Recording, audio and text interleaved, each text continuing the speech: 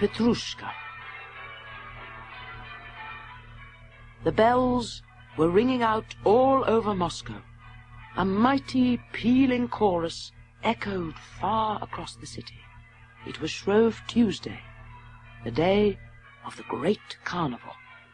Admiralty Square was packed with people, and there were entertainers everywhere, strong men lifting massive barbells, bareback riders on nimble little ponies, sword swallowers and fire eaters, jugglers and dancers.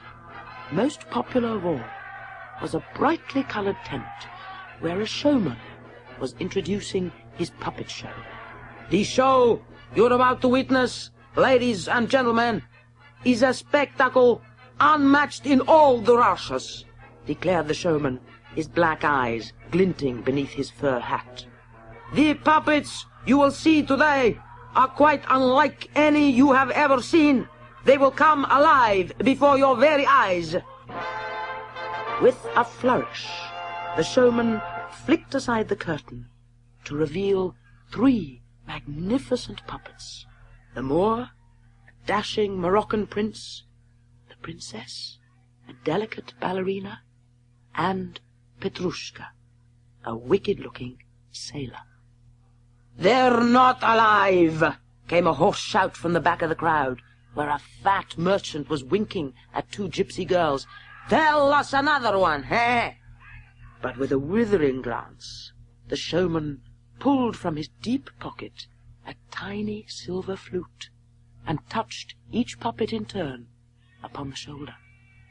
Instantly they sprang to their feet, and as the showman played a lively tune, they danced and twisted about on the little stage. At the end of the dance, the crowd cheered with delight, and with a loud guffaw, the merchant threw a pile of rouble notes high into the air. The gypsy girls jumped to catch them, but the showman silenced everyone with a long, low note from the flute. The puppets stood as if bewitched.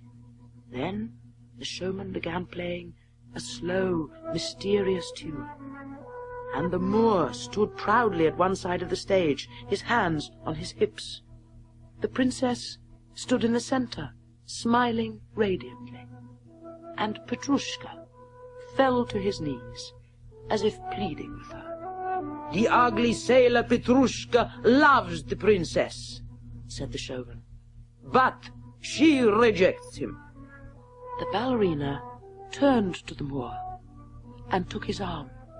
They strolled together at the edge of the stage, looking deep into each other's eyes.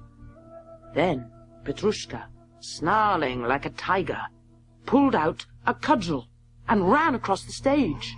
He tried to attack his rival, but the Moor bravely stepped in front of the princess and knocked the cudgel from the sailor's hand. Petrushka crawled back across the stage, then turned and begged for mercy. But the ballerina took the Moor's arm and walked with him to the center of the stage. Ignoring poor Petrushka, they hugged each other and bowed deeply to the crowd.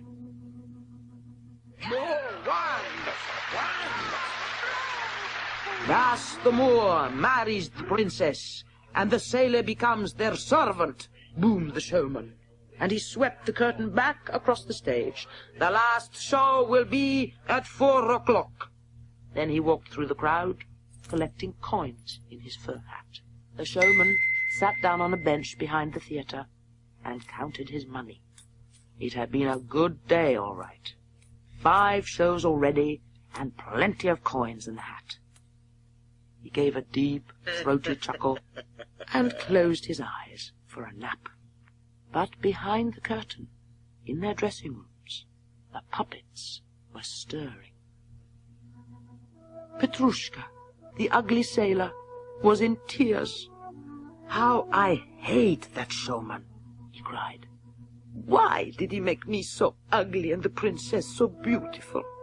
If only I was handsome, like the Moor, or I could dance like him, then perhaps she might love me instead." He jerked to his feet and took a few awkward steps towards the stage. "I must learn to dance, I must. Then I will kill the Moor and marry the princess." At that moment, Petrushka noticed the ballerina watching him from her room. She danced towards him on the tips of her toes, as graceful and as delicate as a bird. Petrushka's heart pounded, and he tried desperately to dance beside her, but it was no good. He tripped over his feet and fell to the floor. The ballerina soon got bored with watching his clumsy efforts, so she danced away again along the stage. The Moor, in his dressing room, was practicing with his scimitar in front of a mirror. He strode manfully up and down and cut and slashed and lunged. But when the ballerina danced in, the Moor sprang to attention.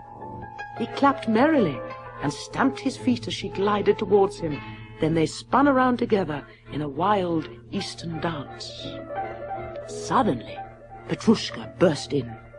He'd been watching them from the stage, and he could not bear to see his beloved ballerina dancing with the Moor. "Take your hands off my princess!" he shouted, and he charged at the Moor, brandishing his cudgel. Outside the theatre, a crowd was gathering for the last show of the day. The golden domes threw long shadows across the square, but many people had stayed late to see the famous puppet show. The merchant was back again, with his 2 gypsy girls, and there was even a performing bear with his trainer. They all gathered in a semicircle and waited patiently while the showman recited his speech. "Ladies and gentlemen, the puppets you will see today are unlike any you have ever seen. They will come alive before your—" But at that moment, the curtains burst open behind the showman's back. Petrushka leapt down from the stage and ran away full pelt across the square. Behind him rushed the Moor in a furious rage, waving the scimitar above his head. As the crowd turned in astonishment, Petrushka slipped and fell. Down came the scimitar in a great flashing arc, and Petrushka lay deadly still, face down in the snow. "They're alive!" shouted the merchant. "There's been a murder!" But the showman snatched up the Moor and Petrushka and shook and slapped them. A trail of sawdust trickled down from Petrushka's face. "There you are," he whined, "just puppets. But there'll be no more shows today, ladies and gentlemen." As the crowd drifted away, the showman thrust the 2 puppets in through the back of the theatre and closed the tent. Then he walked off to a tavern, shaking his head gloomily. Later that night, he returned to the theatre. He drew back the curtain and peered inside. There was the ballerina, sleeping in her room. The Moor sat cross-legged on the stage, quietly polishing his scimitar. On the floor lay Petrushka, broken and torn. "What was that?" gasped the showman. Something was moving in the darkness above the theatre. He looked up and saw in the moonlight the ghost of Petrushka dancing in the air. It shook its fist and scowled at the showman. "You made me ugly," it snarled. "You made a fool of me.